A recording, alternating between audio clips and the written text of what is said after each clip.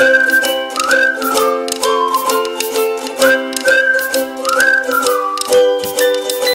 day, everyone.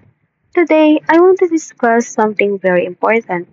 It's the Article 23 of the Universal Declaration of Human Rights. Hindi lamang ito konsepto ng batas, tungkol ito sa ating pang-araw-araw na buhay at dignidad bilang tao. The right to work. Article 23 ay nagsisimula sa pagpapahayag na ang lahat ay may karapatan sa trabaho. Hindi lamang ito tungkol sa pagkakaroon ng trabaho, tungkol ito sa pagkakataon na makatulong sa lipunan at kumita ng kabuhayan ng may dignidad. The freedom of employment choice. Na walang dapat pilitin sa trabaho laban sa kanilang kagustuhan. Pinoprotektahan ng Article 23 ang iyong karapatan na pumili ng iyong hanap buhay ng malaya.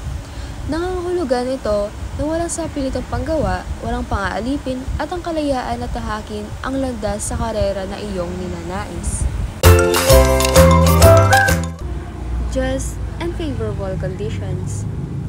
Ang trabaho ay hindi lamang tungkol sa pagpasok, tungkol ito sa patas na pagtrato. Ginagarantiyahan ng Article 23 ang makatarungan at kanais-nais na mga kondisyon sa trabaho.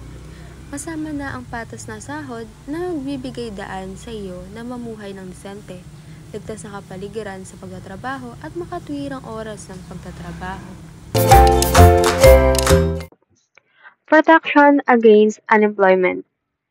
Ang pagkawala ng trabaho ay maaaring nakakagambala. Nagbibigay ang Article 23 ng proteksyon laban sa kawalang trabaho na nangangahulugan na ang mga pamahalaan ay dapat magkaroon ng mga sistema upang tulungan ang mga tao kapag sila ay walang trabaho. Sa pamamagitan ng mga benepisyo sa kawalan ng trabaho, mga programa sa pagsasanay sa trabaho o iba pang mga mekanismo ng suporta. Why this matter? Kapag naiintindihan natin ang Article 23, mas maaari namin ipagtanggol ang ating mga karapatan sa trabaho at suportahan ang iba sa paggawa ng pareho. Ito ang nagiging pundasyon ng mga batas sa paggawa sa buong mundo.